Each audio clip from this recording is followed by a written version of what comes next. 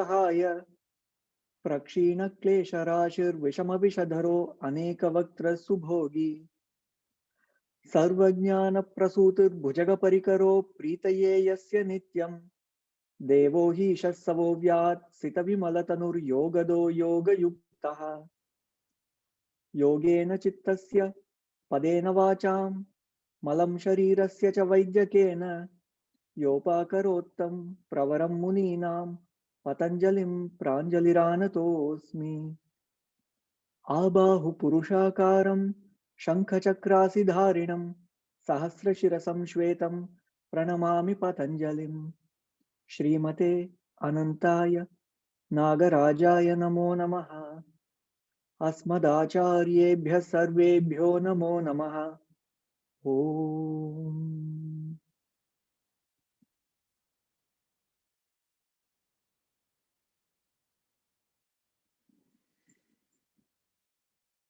Welcome again, everyone. So today we will continue on the topic of samadhi and the different types of samadhi. To put it in a very practical terms, the different types of happiness, the analysis of happiness. So even if you didn't have a chance to participate in the last week's session, this will be a standalone because we are going to revisit again the topic of samadhi. And in fact, we are going to start with the definition that Patanjali gives on samadhi. This is from the first chapter of the Yoga Sutras. The first chapter is titled Samadhi Pada, on samadhi. And before I talk about the definition that Patanjali gives, I would like to mention that the study of samadhi is not something esoteric, because whenever we hear this word, we associate with very intense yogis who have done a lot of tapas, perhaps who have renounced the world and sitting on top of Himalayas, and they dedicated their lives, every moment of their lives, to yoga. It's not like that at all, because samadhi, when we read the descriptions as given by Patanjali, what we discover is all of us have experienced moments of samadhi, maybe a fraction of a second here and there, maybe not in an everyday basis, once in a while, and it feels so blissful. I'm sure all of us have had this experience. And when we read about the different classifications of this happiness, how does this occur? And how can we categorize these moments of profound clarity, moments of profound peace, profound happiness? How can we classify them, analyze them, catalog them? What we discover is we have had glimpses of this experience. What yoga does is it lays out a systematic way to enter that space, systematic methods that will take us to that state of experience. How can we recreate that experience in a deliberate manner, not happenstance, not once in a while that is outside of our control? It's not like that at all. Yoga gives systematic methods where we create the space that allow the experience of happiness to happen. So let's begin today's session with one of the definitions of samapatti, which is another word for samadhi. They are both synonyms, samapatti and samadhi. Patanjali gives this following definition. He says, it's a little longer sutra. I will chant the sutra first and then we will examine the meaning of it. क्षीणवृत्तेरभिजातस्येव मनिर्ग्रहीतृग्रहणग्राह्येषु तत्स्तदञ्जनता samapattiः. Samapatti happens when there is these following parts, these following attributes are fulfilled. What are they? First is kshina vritti. We have met this word vritti before. In fact, in one of the definitional sutras of Patanjali, yogaschitta vritti nirodha. Yoga is the cessation, or yoga is the tranquility that happens when the vrittis, when the activities of the mind, the modulations of the mind settle down. So vrittis are nothing but the activities of the mind, and specifically the activities that cause extroverted behavior of the mind, where the mind is jumping. It's the nature of the mind to be like that. As we have seen also in the Bhagavad Gita, the mind is like the wind, unruly wind. It has so much momentum. So when we allow the mind to quiet itself, when there are zero vrittis, and when the mind is perfectly tranquil, that state is called the yogic state, yoga. That is how Patanjali defines yoga. Yoga chitta vritti nirodha. But samadhi is a different state where we don't extinguish the vrittis fully. There is still a tiny amount of vritti that remains. Why is that vritti remaining? What is the nature of this vritti? This vritti remains because whenever we behold an object in our awareness, in order to sense an object, we need the vritti. Whenever we perceive something through the eyes, or when we hear something, whatever we put in our awareness, any object or any idea to come up in our mind, it needs a vritti. And when the vrittis are not unruly like the wind, but when the vrittis are controlled and they are in a very small amount, small, kshina vritti is how Patanjali says. Kshina vritti. Vrittis are very small, like the amount of salt that we put in our food. We don't put too much salt, it will spoil the food. A little bit of salt enhances the quality of the food. So a little bit of vrittis. And elsewhere in the Tattva Bodha, Adi Shankara uses a similar word. He says Malina Sattvam. So it's not fully sattvic, but there is a thin film of, you can say, a tiny amount of distortion or a vritti. So kshina vritti literally means very little vritti. This idea actually reoccurs in many other places as well. For example, even in the Yoga Sutras, in the second chapter, we see that the miseries, for example, one of the miseries is fear. When the fear is too much, it becomes anxiety and it's very unbearable, stressful experience. Whereas when the fear is very tiny, it actually helps us because it allows us to be cautious. For example, if you are walking along the bank of a river, we are careful not to tip into the water. In other words, we use the fear in little amount to help us take care of the body. We cannot even call it fear, or perhaps even caution is a very strong word. So we can call it care. We are careful. So little amount of these vrittis or little amount of these kleshas are actually a good thing. So Patanjali begins the definition of samadhi by saying the vrittis have become tiny, kshina vritti. So kshina vrittehe abhijatasyeva manehe. Like a crystal, the mind becomes crystal clear. The mind is so pure, clear. It is not clouded by avaranas or tamas. Tamas, as we know, is darkness. The mind is no longer dark or clouded with confusion. Mind becomes clear, crystal clear. Vrittis are very tiny, kshina vritti. And then Patanjali says, grahitru grahana grahyeshu tatsaranjanata samapattihi. That means grahitru means the one who is observing, one who is beholding an object. The word behold accurately captures what is grahitru, because grahitru means the one who holds the object in their awareness, the beholder. So we behold the object, either a physical object that we see or hear, or a subtle object, an idea in our mind. So grahitru is the beholder, and grahana, the instruments of perception, which can be the sense organs, the eyes, ears, etc. It can also be our intellect with which we behold, because early on in the Yoga Sutras, Patanjali says the pramana, what we receive as ideas can either come through our senses or through inference uh, due to the intellect by churning different ideas or using logic to come to different ideas is also a pramana. So either through the instruments of the senses or the instruments of the mind, intellect, etc. And so grahitru, grahana, grahyeshu. Grahya means the object that is grasped or the object that is beheld.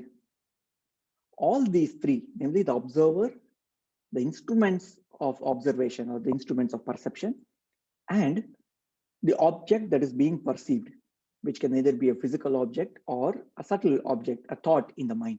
When all these three merge as one, we can say it's like dissolving. It's like salt dissolving in water.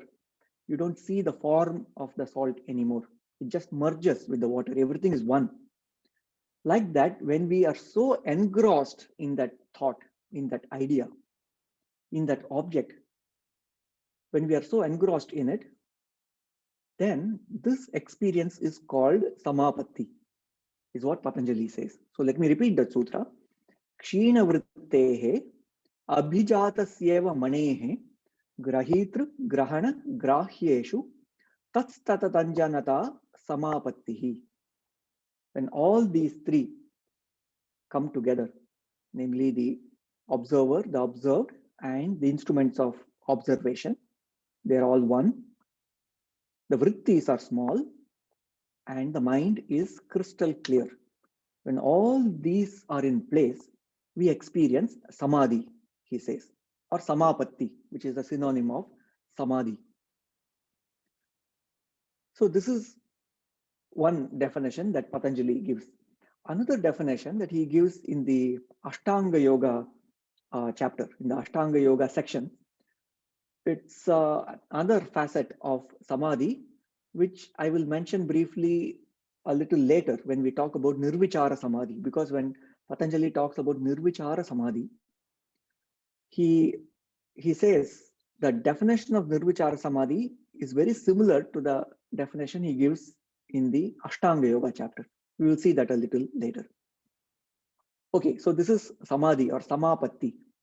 And now Patanjali goes on to describe a few more varieties of samadhi, and this is absolutely fascinating. And the ideas, and especially when we reflect upon it, the amount of truth and the amount of analysis that Patanjali has done to unravel the nature of happiness, the nature of samadhi, is just mind-boggling. And furthermore, how we can harness this power using some practices, how to craft yoga practices using these principles, is also something that Patanjali and all the yogis in this lineage of yoga, all the masters in the yoga tradition, how they have put together all these practices to harness the power of samadhi. It's just amazing. It's truly brilliant. I would say technology for us to enter that space of bliss and happiness. So I'll go to the next sutra now. So Patanjali, once he describes or once he defines samadhi or samapatti, he now proceeds to present a type of samadhi called savitarka samadhi. Savitarka samadhi. If you are here in the last week's session, you may remember the word vitarka. So vitarkanugama samadhi is a samadhi which uses an object as a catalyst to enter bliss. And vitarka literally means special knowledge. Vitarka, vichara, ananda, asmita, rupanugamat, samprajnataha. So there are 4 types of samprajnata samadhi, which is what we saw last week. Samprajnata means that which is assisted by a thought or an object. And the first type of that is vitarka, which is a special type of logic or special type of knowledge. And within vitarka, you can subdivide that into sa-vitarka, that means assisted by vitarka. And there is a nirvitarka, where we transcend the vitarka. Nirvitarka, we are even letting go of that special logic or special knowledge. So let's start with Savitarka first. Savitarka, Savitarka, that which is assisted by Vitarka, special knowledge. The definition of Savitarka Samapatti is Tatra Shabdartha Jnana Vikalpai Sankirna Savitarka Samapattihi. Tatra Shabda Artha Jnana Vikalpaihi. So when we are aware of an object, it is usually not the case where we are engrossed purely with that object, because there are so many related thoughts and related ideas about the object that flood our mind. For example, if I say mango, the mere mention of the word mango will bring an image to the mind because we associate an object with that sound. So the name of that object immediately brings forth that object in our awareness, and vice versa. When we look at a tree, we identify that tree and we name the tree. And especially if we are uh, um, someone who has studied the different varieties of the trees, if there's a researcher in the biological sciences and if they look at a tree, then lots of ideas, names, and how to classify, catalog them, all this come to our awareness automatically. So when the awareness of the object includes the name, so tatra shabda, the name, the sound of that object, shabda means the name of that object, artha, the meaning of that object or meaning of the word that we have in our mind, jnana, our awareness of that object, which includes the memory of that object from before, or past interaction or association of that object.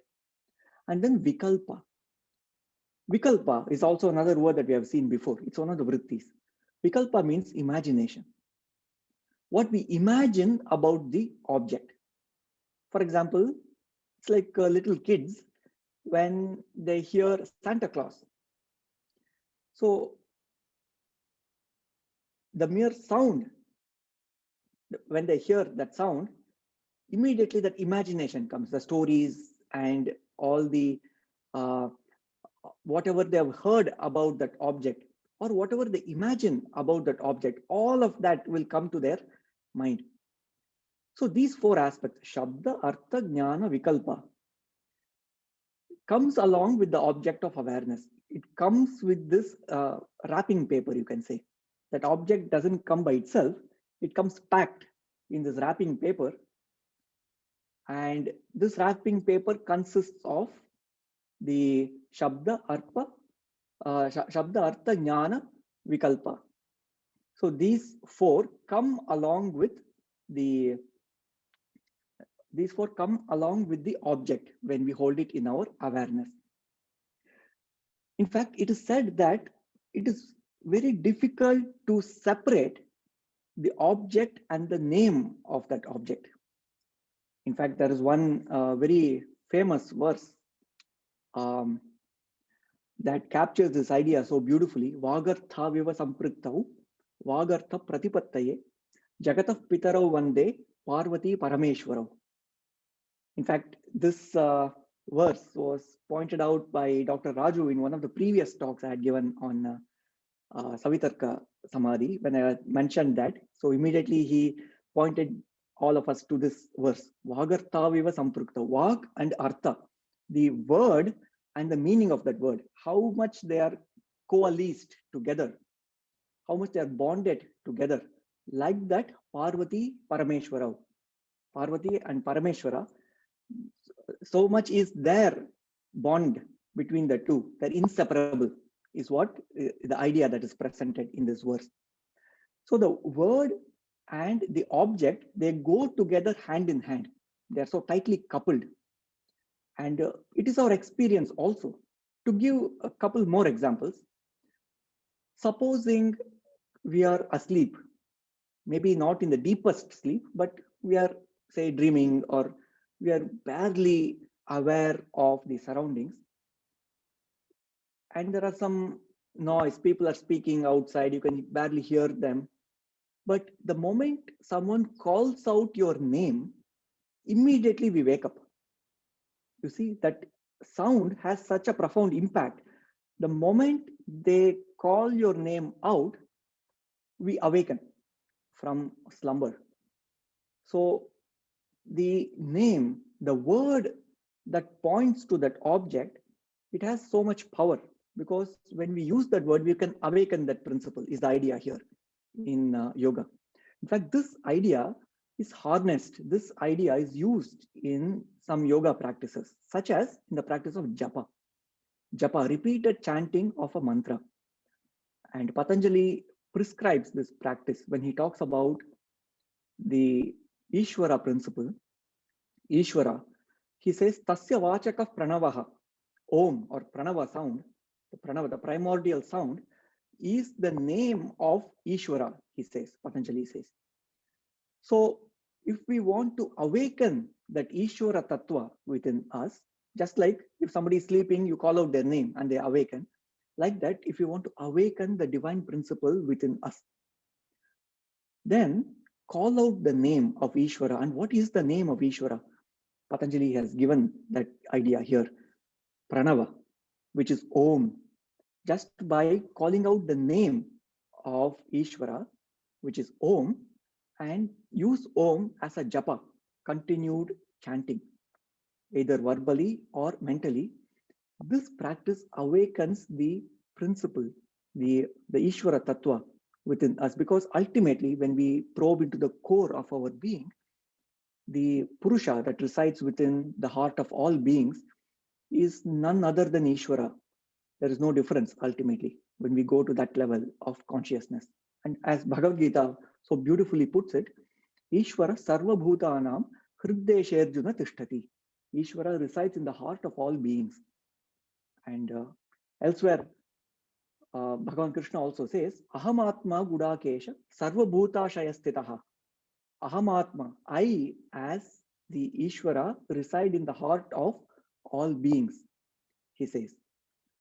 So that spark of Ishvara that resides within us can be awakened, full-blown awakening.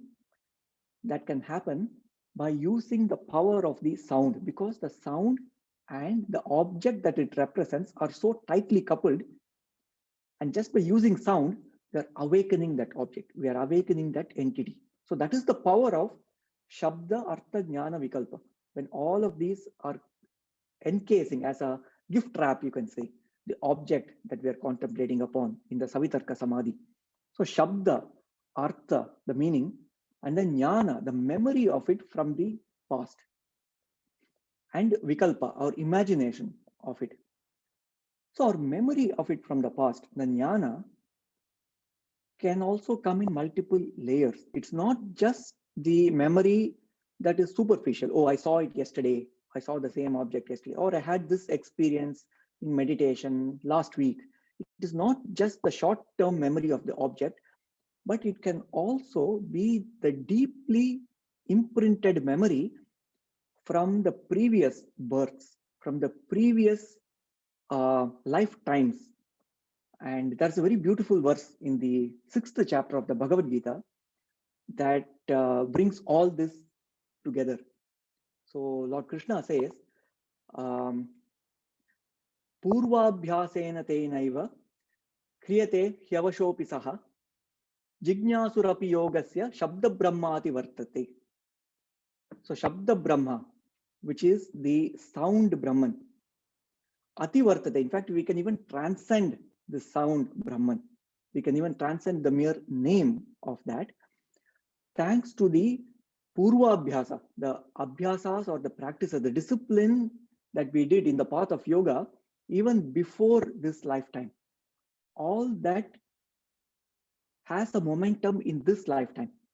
So just by using the power of sound, we can awaken the momentum of past abhyasa from before. It will come gushing into our awareness. So it is not just the memory which is superficial, like what I did last week or yesterday and so forth. It can be the deeply imprinted memory of that object from previous lifetimes as well. They come gushing into our awareness. So this idea of being engrossed in that object, along with the name of that object, the memory of that object, our idea or the imagination of that object, all this is called Savitarka Samadhi or Savitarka Samapatti.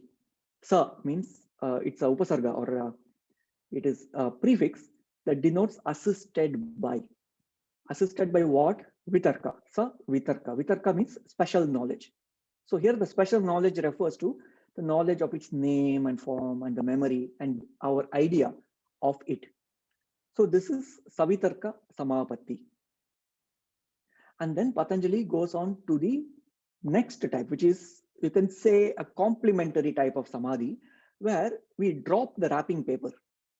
We drop the name, the idea or the memory of that object, and we perceive that object in its pure form, as if a baby is looking at it. As a baby, there is no experience in the present lifetime, and the memory from the past lifetime is not active in that moment. So we see that object or whatever the idea that is presented from a fresh set of eyes, which is uncontaminated by any associated thought, any name, form, memory, etc. So we are beholding that object in its pure form, and that state where we engross ourselves in the pure form of that idea or that object is called Nirvitarka Samadhi. So Patanjali defines Nirvitarka Samadhi as Smriti Parishuddhau Swarupa Shunyeva Arthamatra Nirbhasa Nirvitarka. Smriti Parishuddhau means purifying the memory. You can say zeroing out the memory. You don't recall anything about that object from the past. You look at it as a fresh experience. Like how a saint or a great Mahatman would see a person, whether they were uh, uh, whether they're looking at someone who has committed a big crime, say, they will still see them with a fresh set of eyes, not judge them by their past actions. You see? So seeing the divinity, which is uncorrupted by the past idea about them. Seeing every object with the clarity of the present moment, not contaminated by the past ideas, not being biased by what happened before. So beholding that object or the idea from a fresh set of eyes. So this is Smriti Parishuddhav. And then Swarupa Shunyeva Arthamatra Nirbhasa Nirvitarka. Swarupa Shunya means forgetting the form of oneself, because we have been engrossed with that object. Grahitra, Grahana, Grahya, all these three have coalesced as one. They have dissolved into one entity. We have forgotten our form. So Swarupa Shunya has happened. We completely merge into that object, like a musician who forgets themselves in music, or even as a listener listening to great music, or being absorbed in a novel we are reading, and we are so engrossed in it and we forget who am I, where am I, what is my name, all that is forgotten. We are so much engrossed in the object of our awareness. So we do that, we forget our form, and Swarupa Shunyeva Arthamatra Nirbhasa. Nirbhasa means that alone shines. That alone is lighting up in our awareness. Everything has receded into the background. It's like going into a movie theater, and when the movie starts, then the whole hall, all the lights are dimmed down. It's dark so that we don't see anything else. Our focus is only on the screen.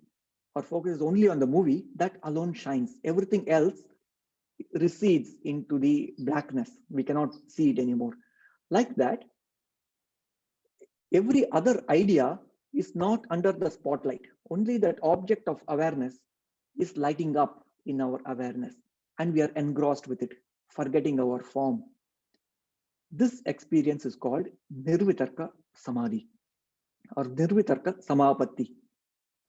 And this is an example where we are engrossed in it purely. For example, when we are so much engrossed in music, not caring about what is the name of this raga, what is the rhythmic cycle, not getting caught up in the name and form of or the mechanics of that music or the intellectual understanding of that music, because that is the vitarka stage. That's what we saw last week. Vitarka, using logic to appreciate music. Nirvitarka is we transcend that and we simply enter that space of music and allow that music to carry us away. We dissolve in that music without interfering with our intellectual thoughts about it. So this is Nirvitarka Samapatti. And then Patanjali talks about the dual, which is Savichara and Nirvichara. Just like we have Savitarka and Nirvitarka, which is what we saw, the two, you can say, categories of the Vitarkanugama Samadhi. And if you recall, after Vitarka is the Vichara. Vichara means contemplation upon a subtle thought. It's a more reflective or contemplative experience. So just like we had Savitarka and Nirvitarka, we have Savichara and Nirvichara. And Patanjali says that Savichara and Nirvichara Samapatti are similar to Savitarka and Nirvitarka Samadhi, with a very small difference. The only difference is whenever Vichara happens, either Nirvichara or Savichara, our object of awareness is a subtle object. That is the only difference. Etayaiva Savichara Nirvichara cha Sukshma Vishaya Vyakhyataha is what Patanjali says. Sukshma Vishayam. So in Nirvitarka and Savitarka, the object of awareness is, you could say, Sthula Vishayam. Patanjali doesn't use that word, but we can extrapolate and say this is an object that can be perceived through our senses. That is a Sthula Vishayam. Here, Patanjali says for Savichara and Nirvichara, the object of awareness is more subtle. It is something that cannot be perceived through our senses, but it can be perceived through our mind or the intellect. It is a subtle idea or thought. And when we are engrossed with that object, with name, form, and with our past experience with it and our imagination about it, it becomes Savichara Samapatti. But when we are engrossed in its pure form, without the name, form, or without the idea about it, as if we are beholding that subtle thought for the first time, then that experience is called Nirvichara Samadhi or Nirvichara Samapatti. So, etayaiva Savichara Nirvichara cha Sukshma Vishaya Vyakhyataha. And then Patanjali says, once a yogi is able to bring themselves to Nirvichara Samadhi with abhyasa, with practice, and deliberately they are able to enter the space of Nirvichara Samadhi, then the yogi allows themselves, they're open to higher and higher experiences with their mind. Higher and higher power of the mind can be unleashed by them. Nirvichara Vaisharadye Dhyatma Prasadaha.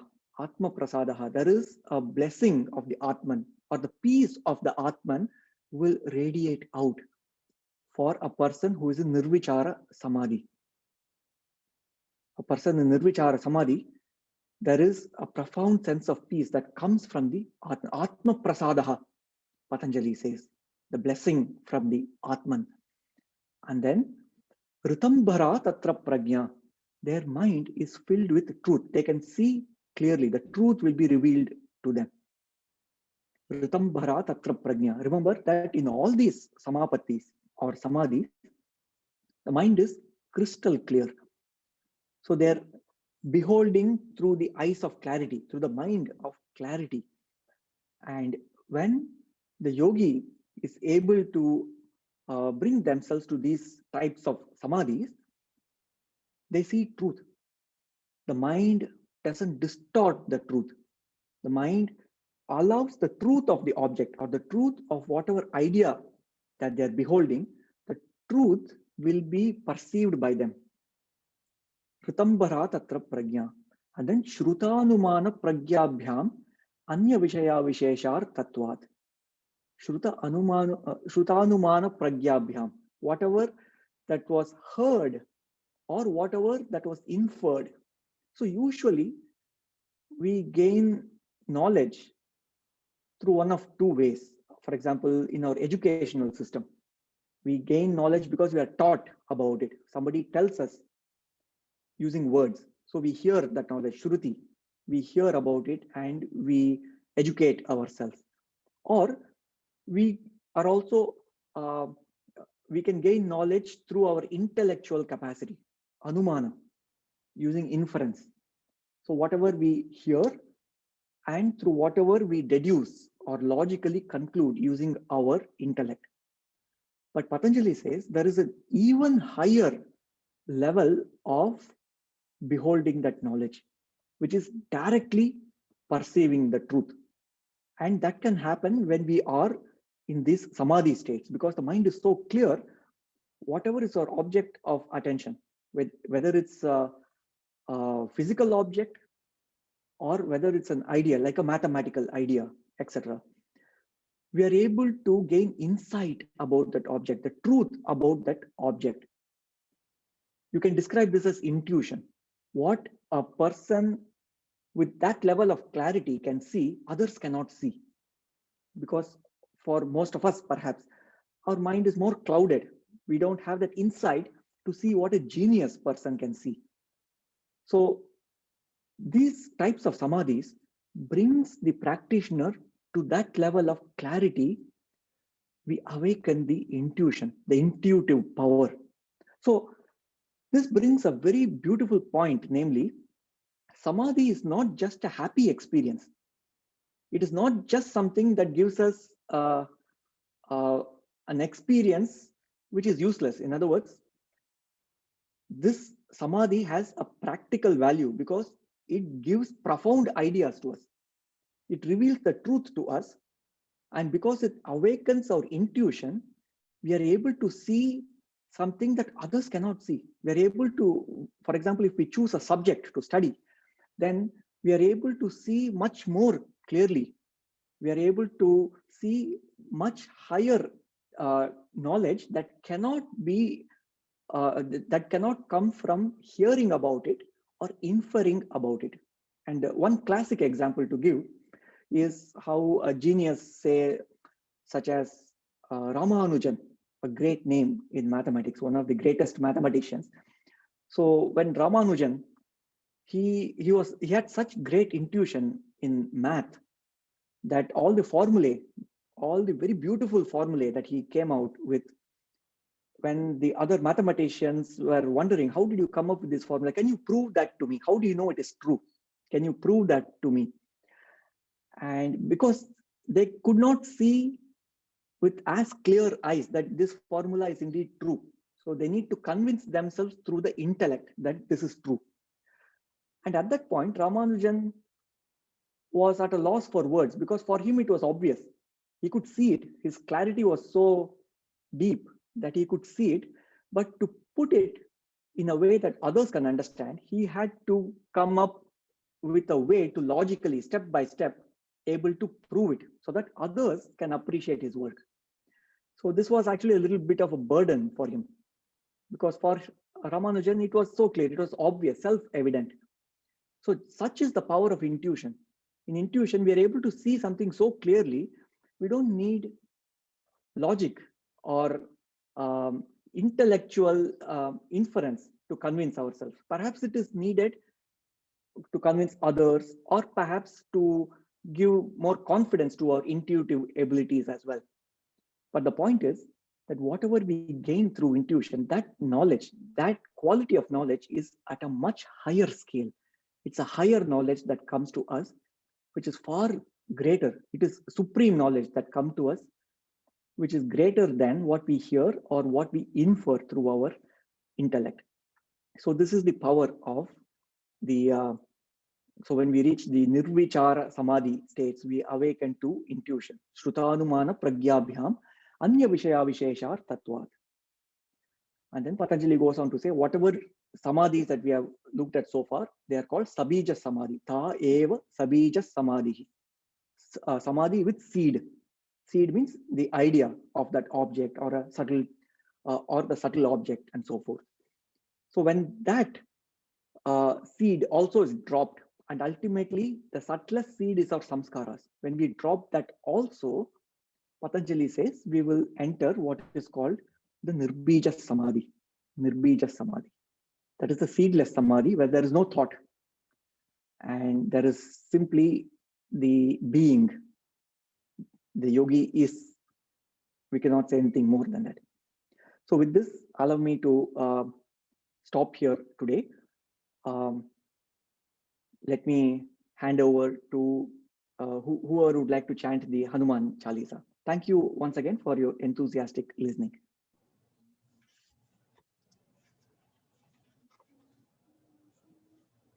Can I go ahead or is anybody's there? This is Kishore. Kishore ji, Hello. go ahead. Go ahead. Sri Guru Charana Saroj Raja Nija Mana Mukura Sudhari Varanau Raghuvara Vimalayasa Jogayaka Palachari बुद्धिहीन तनु जानिके सुमिरो पवन कुमार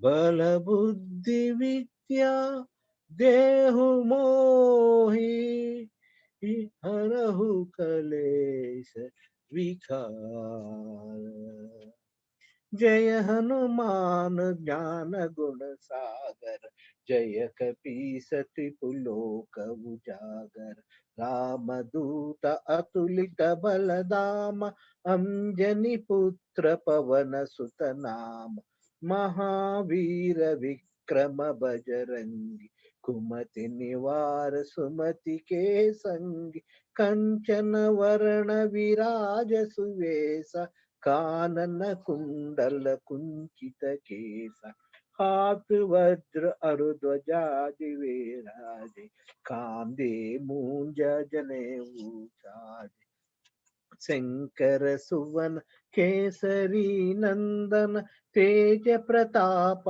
महाजगवंदन विद्यावान गुणी अति चातुर राम काज करिवे को आतुर प्रभु चरित्र सुनिवे को रसिया राम लखन सीता मन बसिया सूक्ष्म रूप धरि सियहि दिखावा विकट रूप धरि लंक जरावा भीम रूप धरि असुर संहारे रामचंद्र के काज सवारे लाय सजीवन लखन जी आए श्री रघुवीर हरख पुर लाए रघुपति के नाम बहुत बढ़ाई तुम मम प्रिय भरत सम भाई सहस वदन तुम्हरो यस गावे असहज श्रीपति कंठ लगावे सनकादिक ब्रह्मादि मुनीस नारद सारद सहित अईस यम कुबेर दिगुपाल जहाते कवि कोविद कहे सक एक हाथे तुम उपकार सुग्रीव ही कहना राम मिलाय राजपद देहना तुम्हारो मंत्र विभीषण माना लंकेश्वर भय सब जग जाना युग सहस्र योजन पर भानु लील्यो ताहि मधुर फल जानु प्रभु मुद्रिका मेलि मुख माहि जल दिलांग गए अचरज नाहि दुर्गम काज जगत के जे सुगम अनुग्रह तुम्हारे तेते, राम दुआरे तुम रखवारे, होत न आज्ञा बिनु पैसारे, सब सुख लहे तुम्हारी शरण, तुम रक्षक काहू डर, आपन तेज तुम्हारो आप, तीनों लोक हंकते कापे, भूत पिशाच निकट नहीं आवे, महावीर जब नाम सुनावे, नासै रोग हरै सब पीरा, जपत निरंतर हनुमत वीरा, संकट से हनुमान छुड़ावे, मन क्रम वचन ध्यान जो लावे, सब पर राम तपस्वी राज, तिनके काज सकल तुम साजा, और मनोधर जो कोई लावे, तासु अमित जीवन पल पावे, चारों युग प्रताप तुम्हारा, पर सिद्धि जगत उजियारा, साधु संत के तुम रखवारे, असुर निकंदन राम दुआरे, अष्ट सिद्धि नव निधि के दास, असवर देहना जानकी माता, राम रसायन तुम्हर पास, सदा रहो रघुपति के दास, तुम्हार भजन राम को भावे, जन्म जन्म के दुख विसरावे, अंत काल रघुपर पुर जाई, जहाँ जन्म हरि भक्त कहाँ है, और देवता चित्तन धरई, हनुमत से सर्व सुख करहि,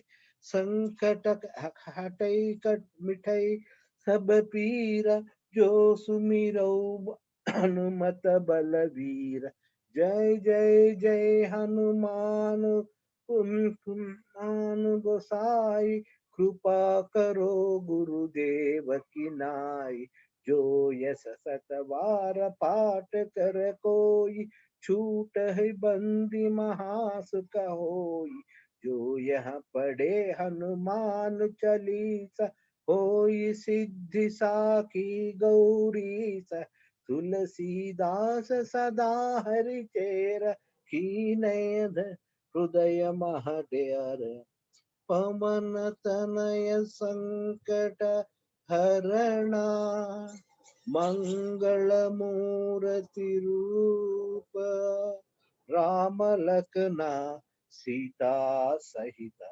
हृदय बसु सुर भूप, हृदय बसु सुर भूप. Thank you. Thank you so much, Ravi Kishorji.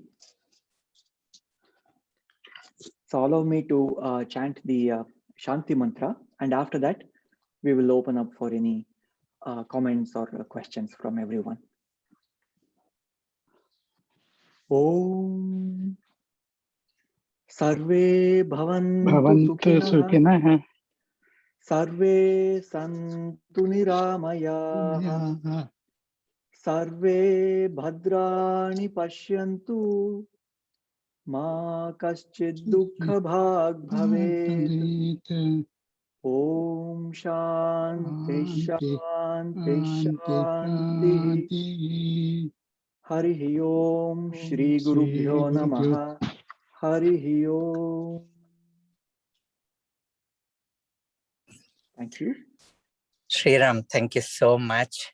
Thank you. And I was in and out today because of other plans. But if there are any questions or comments, let's entertain, please. We still have a few minutes of time. Sriram, it was a wonderful lecture as usual. And very fortunately, you went through the same topic, which is somewhat complex for us so many times. But every time we hear, it gets more and more clear. I have one question, Sriram. It's samadhi means no matter where you start, like nirvitarka, nirbija, whatever the mode is, the ultimate goal or ultimate qualities of samadhi are the same, right? That is perfectly stated, Venkatrauji. So thank you. Yes, you are. That's perfect, because underlying all these different flavors of samadhi is the kshina vritti, which is the vrittis are small, and then the observer, observed, and the instruments of perception all coalesce or dissolve into one. So all these are common across all flavors of samadhi. And of course, the abhijatasyeva mani, Patanjali says, which means the mind becomes crystal clear.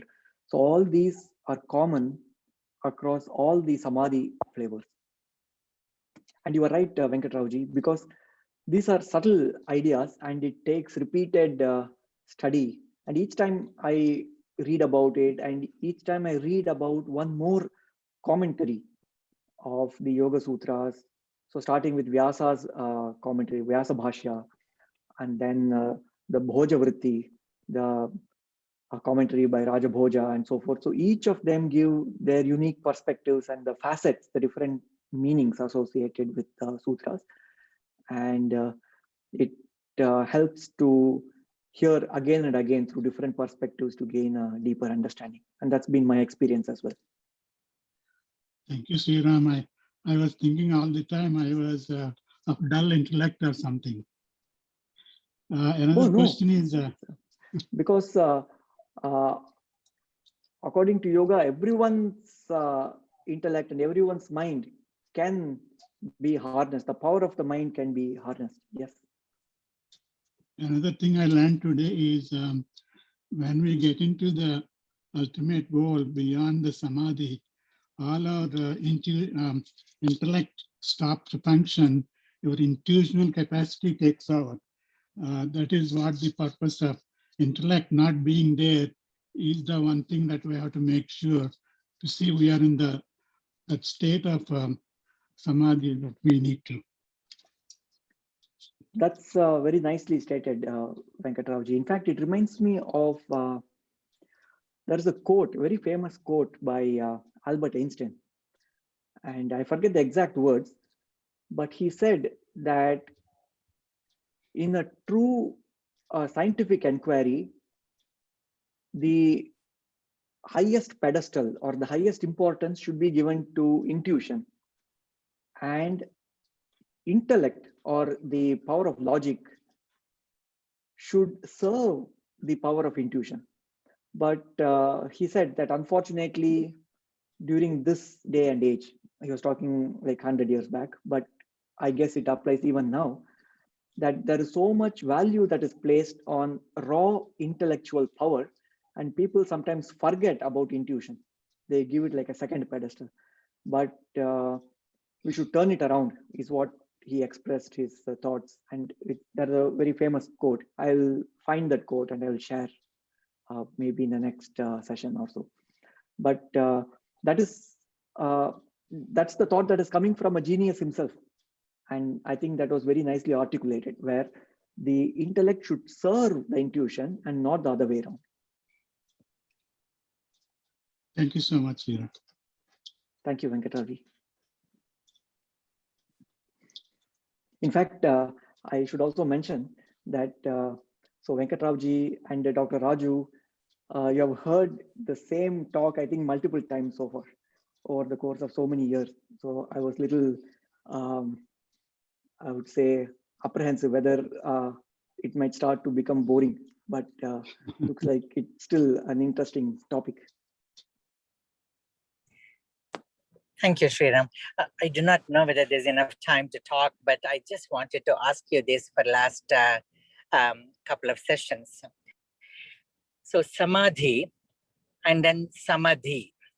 Samadhi is sthita prajnatvam. So I'm pretty sure these are interrelated, but I wanted to ask you, samadhi state, when they come to live in the mundane world, they will be more like samadhis, sthita prajnas. Can you please comment on this? That's interesting, Dr. Raju. In fact, this is the first time I'm hearing that phrase samadhi. and I take it to understand the Sthita Pragnatvam is Samadhi, like the which is the intellect is at a stable place, which is equanimous state, Sthita Prajna. And I guess I always considered both of them as synonyms, because just before the segment on Sthita Prajna Lakshanas in the second chapter of the Bhagavad Gita, so Lord Krishna says, Samadha Vachala Buddhihi Tada Yogam Avapsyasi. I always used to associate Samadhi, because he uses the word Samadhi there. Samadha Vachala Buddhihi Tada Yogam That's where I got. Avapsyasi. So, That's where I got my, this contemplative point. I thought I should ask you. So I mean, I always understood them as synonyms. thank you. Appreciate. So it's 8 o'clock, and thank you so much. Really appreciate, and look forward to next session as well. Thank you, Dr. Raju. Shubharatri.